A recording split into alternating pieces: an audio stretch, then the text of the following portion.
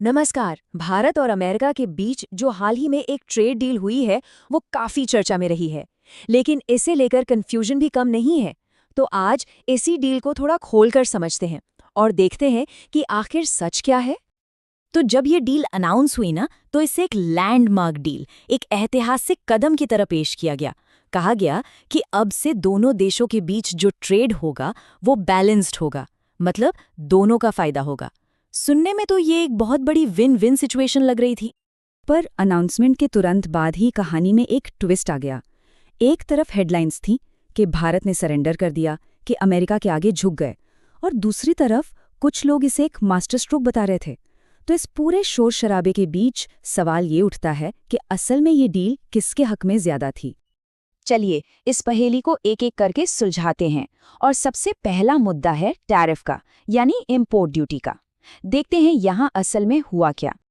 तो देखिए, एक आम धारणा ये बन गई कि इस डील में भारत ने सिर्फ दिया ही दिया है, मतलब अमेरिकी सामानों के लिए तो दरवाजे खोल दिए, पर बदले में हमें कुछ खास मिला नहीं।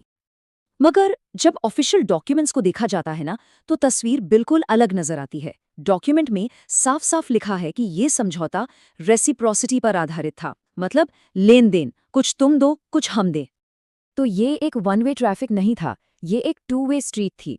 हाँ, ये सच है कि भारत ने कुछ अमेरिकन प्रोडक्ट्स पर ड्यूटी कम की, लेकिन बदले में अमेरिका ने भी भारत के कई बड़े सेक्टर्स जैसे फार्मा, जेम्स एंड डायमंड्स, इन पर टैरिफ को जीरो कर दिया। और तो और हमारे टेक्सटाइल और लेदर गुड्स, जिन पर पहले 50% तक टैरिफ लगता था, वो अब सीधा 18% पर आ गया। ये इंडस्ट्री के लिए एक बहुत बड़ी राहत थी। ठीक है, तो टैरिफ की बात तो साफ हो गई। अब आते हैं दूसरे बड़े सवाल पर, जिसने सबसे ज्यादा चिंताएं जगाई। हमारे किसानों का क्या होगा?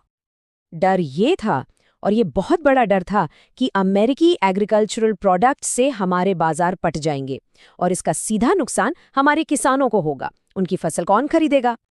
लेकिन असलियत ये है कि इस डील में किसानों के हितों का पूरा ध्यान रखा गया। देखिए, जो सबसे सेंसिटिव सेक्टर्स थे, जैसे दूध और उससे बने प्रोडक्ट्स, हमारे मुख्य अनाज जैसे गेहूं, चावल, और तो और आलू मटर जैसी कई सब्जियां और दालें, इन सबको डील से बाहर रखा गया। मतलब इन पर कोई समझौता हुआ ही नहीं, इन्हें पूरी तरह प्रोटेक्ट किया गया। अच्छा, अब बात करते हैं उस एक नंबर की जिसने शायद सबसे ज्यादा हेडलाइंस बनाई और सबसे ज्यादा कंफ्यूजन भी पैदा किया, और वो नंबर है $500 बिलियन। सोचिए, $500 बिलियन, ये रकम कितनी बड़ी है। तो जब ये खबर आई कि भारत अमेरिका से इतने का सामान खरीदने वाला है, तो जाहिर है सब चौंक गए। ऐसा लगा जैसे भारत ने अमेरिका को एक ब्लैंक चेक थमा दिया हो। पर यहाँ भी असल कहानी छुपी है ऑफिशियल टेक्स्ट में। जब उसे ध्यान से पढ़ते हैं तो मामला साफ हो जाता है।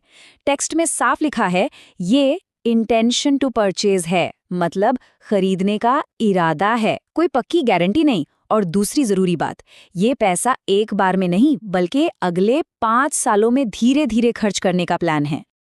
तो चलिए इस 500 बिलियन वाली बात को 3 सिंपल पॉइंट्स में तोड़कर समझते हैं। पॉइंट नंबर 1, ये एक पक्का वादा नहीं, सिर्फ एक इरादा है। पॉइंट नंबर 2, ये रकम 5 साल में खर्च होनी है, एक साथ नहीं। और तीसरा और शायद सबसे जरूरी पॉइंट, इसका मकसद अमेरिका के साथ हमारे $50 बिलियन के ट्रेड डेफिसिट यानी व्यापार घाटे को ठीक करना है।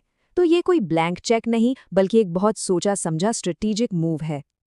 तो टैरिफ, किसान और $500 बिलियन, इन सबको समझने के बाद सवाल फिर वही आता है, क्या ये बराबरी का सौदा था? इस पूरी डील का जो निचोड़ है ना, वो एक लाइन में बहुत खूबसूरती से समा जाता है। इसका सीधा सा मतलब ये है कि ये एक बैलेंस्ड डील थी। ऐसा नहीं था कि किसी एक ने बाजी मार ली और दूसरा हार गया। जब दो बड़े देश टेबल पर बैठते हैं तो थोड़ा बहुत 19-20 तो होता ही है, कहीं हम 20 तो कहीं वो। तो आखिर में ये डील कोई हार जीत का फैसला नहीं है, बल्कि एक मौका है, एक लेवल प्लेइंग फील्ड है जो दोनों देशों के लिए तैयार किया गया है। पर असली विनर कौन होगा, ये इस बात पर डिपेंड करेगा कि आगे चलकर कौन बेहतर कंपटीशन देता है, कौन इस मौके का ज्यादा फायदा उठाता है।